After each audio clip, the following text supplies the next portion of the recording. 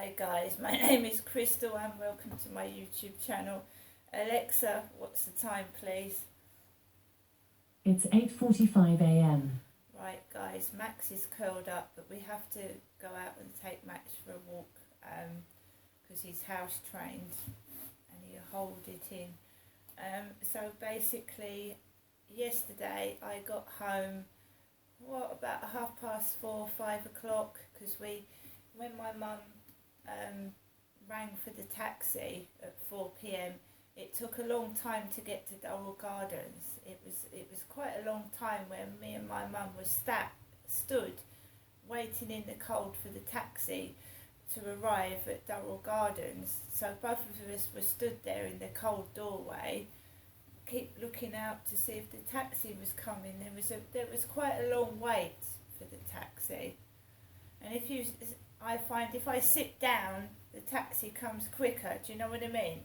It's sod's law, right? When the operator says the taxi's on its way, you think it's going to be right in the near future, yeah, like a couple of minutes. So I thought, shall I sit down? And I thought no, because I've got 4 heavy bags here. So me and my mum waited ages, like nearly half an hour for the taxi to come.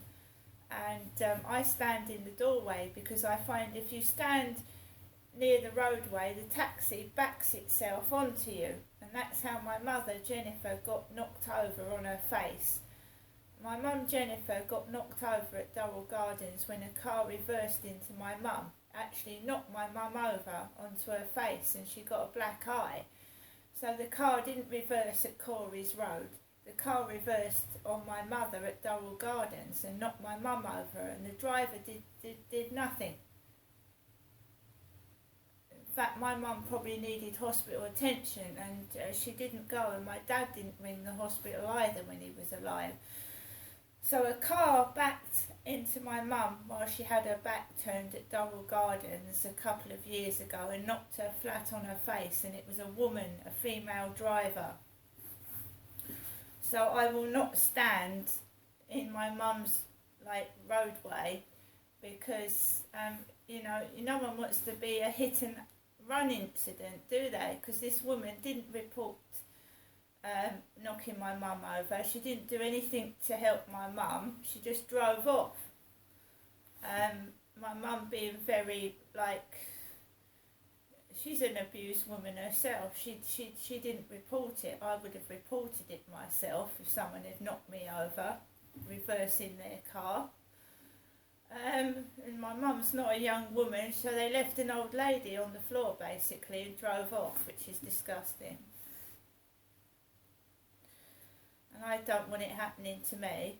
It feels like somebody is so scared of the truth coming out that they my mum's an old woman. Could have killed an old lady, couldn't it? Knocking an old woman over and then driving off. It's not very clever. So got back home at 5 o'clock, made myself a cup of coffee, tidied up the cats, fed them, and then I went out to the co-op. Kim wasn't working there in the afternoon, nor was the lady next door. I haven't seen the lady next door, the blonde woman in the co-op, because I don't really go in there very much now. I put a lottery ticket on, because you never know, and I got some bits and pieces. I got some coffee, and I got cat litter, and I got things to eat. And I came out of there. I also got a Costa coffee. I came out of there, walked down to my flat. My neighbour upstairs was not in. He wasn't in. So I had no kids' noise yesterday. He wasn't in. He was out all day. I suspect he goes to work because he was nowhere to be seen. I didn't hear any noise. I just get the noise Friday night till Monday morning. So I'll get it Saturday, Sunday.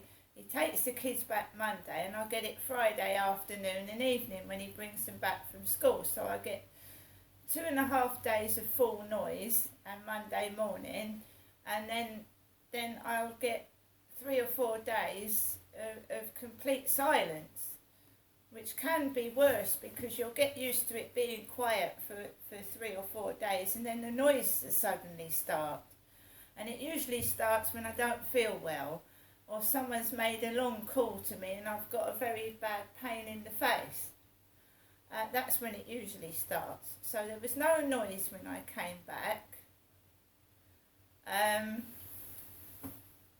When I say it's staged noise, he obviously goes somewhere during the week, and sometimes at the weekend as well. So it's not always happening. There's no specific pattern. You don't know when it's going to happen. This horrible stomping, screaming, shouted. You never know when it's going to happen, and it just makes me feel ill. And it, I had kids a long time ago, because my kids are 25 and 26, and I didn't want to live a place like this. And my son has written a email to Hyde Housing saying that I was given this flat under false pretences. I was told that this flat was soundproof, and it clearly isn't, because I suffer from face pain. And the reason for me moving out and wanting a place that was soundproof is because I suffer horrific pain in my face and head. So I was given this flat under false pretences. That's what my son wrote to Hyde Housing. They lied. When I was given this flat, I was lied to, basically. That's what that means.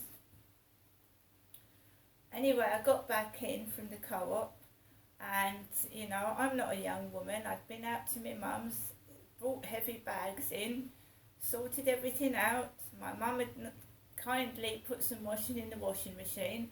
I haven't got a tumble dryer, so it's all on air as drying. I went back out with Max, took Max around the field in the dark. There was hardly anybody out yesterday. You get couples kissing in the dark. They're kissing and canoodling in the dark. Usually in the children's playground. There's a little kiddies playground, so you'll get a couple smoking and canoodling in the kiddies playground when I'm going for a walk. Or a couple kissing and cuddling opposite the co-op, which is lovely. But we all write about it in books, and comedians say about it on telly when you're single and watching people kiss and cuddle in front of you. So I carried on walking onto the field. I'm not a young woman, I'm 54. Walking Max around on the mud and the wet, and then I brought him back. And my neighbour's in. So I went out just after 7. And when I come back, he was in upstairs with his clog heels. It sounds like he's got steel toe cap boots on, clumping across the ceiling with his feet. He's a big man, he's large, so he makes a load of noise, doesn't it? Sounds like a big boulder walking along the ceiling, a big lump, And I ignore it, because nobody annoys me. I just ignore it. So I carry on with what I'm doing. I watch the telly and I'm waiting for celebrity get me out of here. And Sue's gone, hasn't she? Sue's been evicted. The 2 coloured ladies have gone, and Sue. So 3 women have been voted off. Boy George was close to being evicted but didn't. So Sue's gone. And Sue was one of the main ones that was cooking and like the mother figure, wasn't she? So she's gone. So I watched that, and I was also playing Scrabble Go as well. Scrabble Go, word game. I love manipulating words and things like that. So I was playing that. And then, usual. I'm sleeping on the sofa at the moment. And then I went to bed with Max by my side. Right? My son's in London. My son didn't come down to me yesterday. I went to see my mum Jennifer. My son is in London. My other one was in the Philippines. And my mum said, perhaps you'll see Andy at Christmas. Andy, my other son, who's engaged. But I don't see anybody else apart from my sons and my mum.